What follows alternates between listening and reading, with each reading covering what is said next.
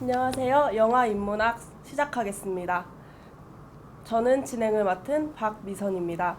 오늘은 탑건에 이어서 두 번째 영화로 영웅을 소개하려고 합니다. 소설가 겸 영화 칼럼니스트인 고강률 작가님을 모시고 진행을 한번 해보겠습니다. 고강률 작가님 모셔보겠습니다. 안녕하세요. 고학률입니다. 제가 첫 번째 걸 찍고 좀 충격을 받았어요.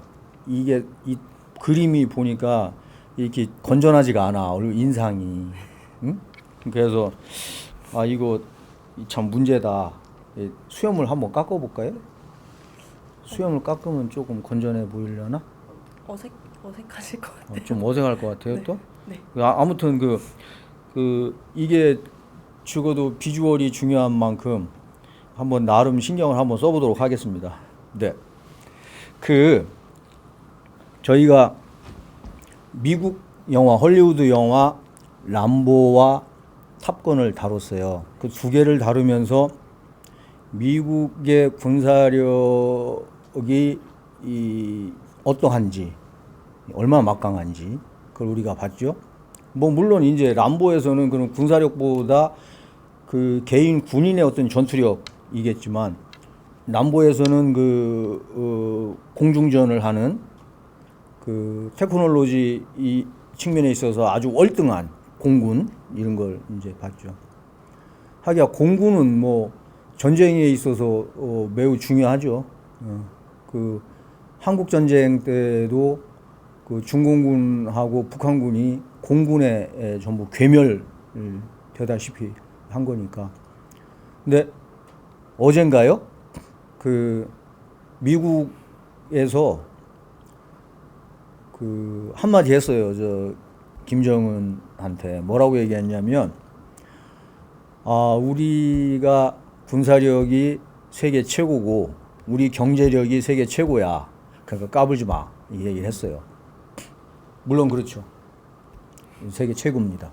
전 세계 군사력을 다 합친다고 할지라도 미국의 군사력을 따라갈 수 없으니까. 자, 그러면 이제 이렇게 미국만 막강하냐? 아닙니다. 중국도 막강합니다. 우리 주변을 둘러싸고 있는 강대국이 중국, 일본, 미국인데,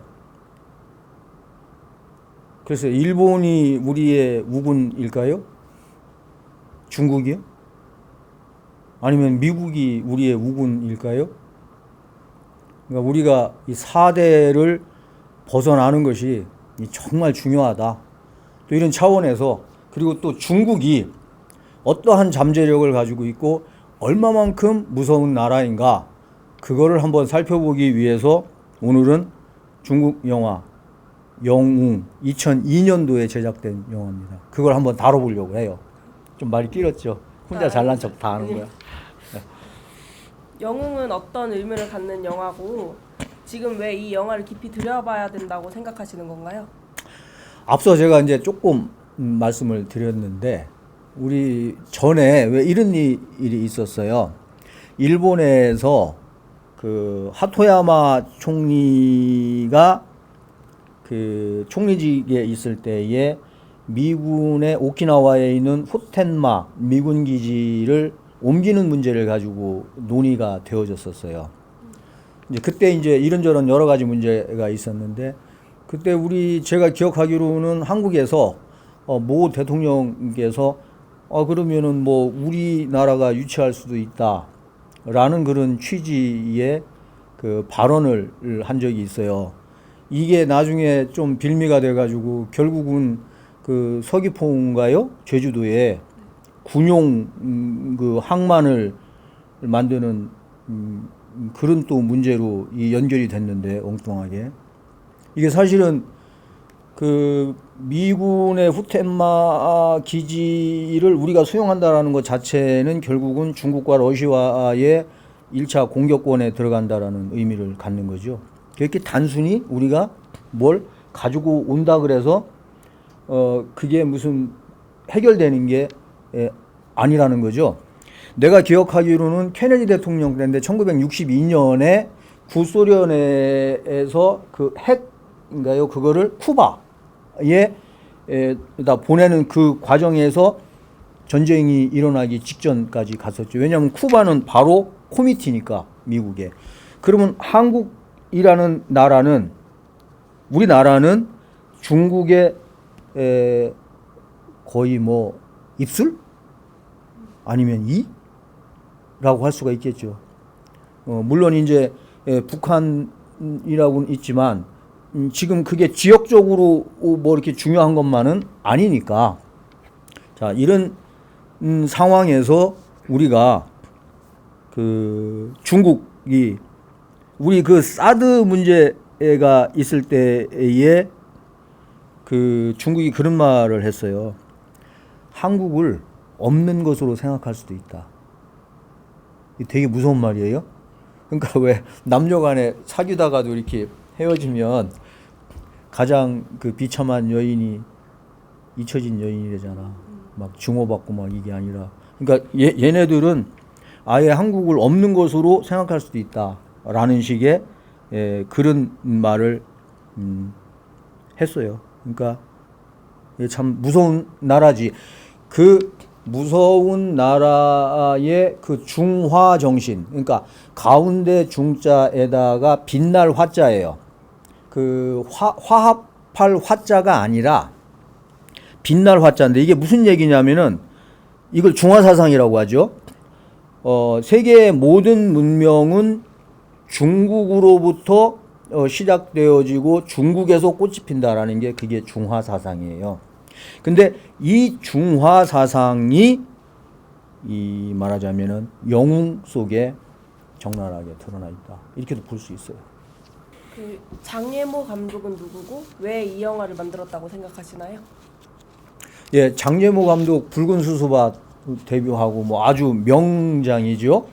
그리고 베이징 올림픽 때 전체 그 세레모니 이 전반에 대한 기획도 하고 한 아주 근데 저는 이 양반 이제 좋아하는데 일종의 중국의 국민 감독인 것 같아. 혹시 황후화 보셨어요?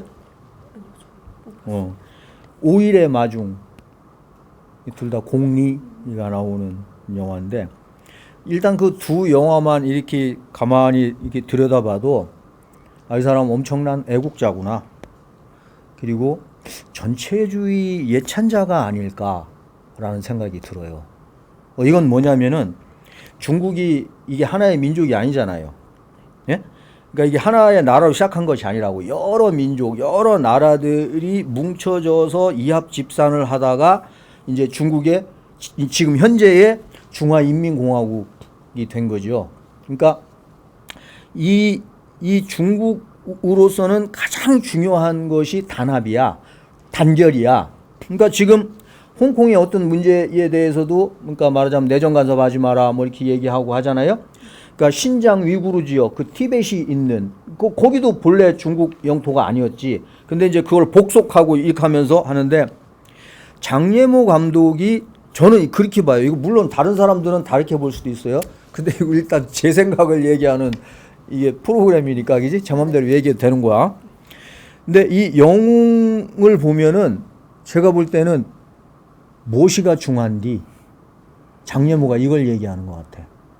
그러니까 이게 뭐냐면은 그 장예모의 그 영웅에서도 그 천하라는 말이 나와요.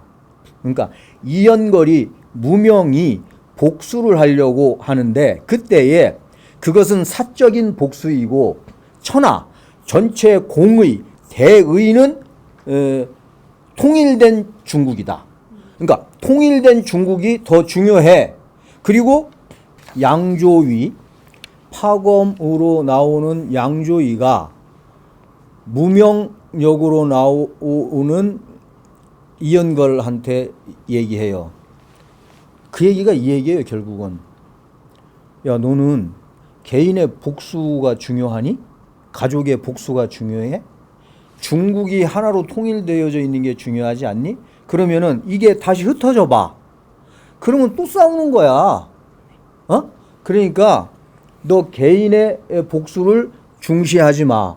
이건 뭐냐면은 그러니까 천하를 생각해. 개인이 아니라 그 천하라는 건 뭐냐면은 통일된 중화인민공화국을 생각하라.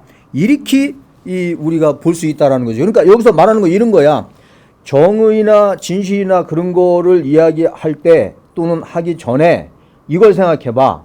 대가 중요해? 소가 중요해? 대를 위해서는 소가 희생되어질 수도 있지 않아? 이런 메시지가 이 안에 담겨 있다. 그렇게 볼 수 있는 겁니다. 영웅이라는 영화의 줄거리는 어떻게 되나요? 네. 영웅은 매우 간단해요. 일단 주요한 등장인물이 이 4명이 나와. 이연거리가 주인공이야.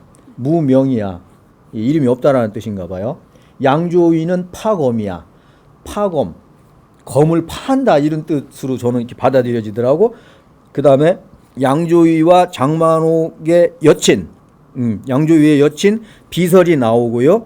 그 다음에 이제 견자단 그 장천이 나와요. 그리고 이제 장찌가 그 양조위를 좋아하는 걸로 나오죠. 그러니까 영정 그러니까 그 중국을 통일한 진시황이 중국을 통일하면서 이제 뭐 조나라 뭐 위나라 여러 나라를 이제 복속하면서 많이 죽였겠죠. 그러니까 그 중에 죽은 사람들의 자식들이 복수를 하는 줄거리예요. 그러니까 파검과 비설과 장청과 무명 전부 다 그러니까 말하자면은 복수의 뜻을 같이 한 사람들인 거죠. 그래서 진시황을 암살한다라는 이야기예요. 암살을 해야 되는데 진시황에게 접근하기 위해서 이제 그 무명이 말하자면은 그 진시황을 암살하려고 했던 자객 3명을 말하자면은 그 전부 평정하고 그들의 무기를 가지고 이제 그 진시황 앞에 가는 거예요. 그 가서 이제 이야기가 진행되어지는 게 이게 이 영화의 스토리다 이렇게 볼 수 있어요.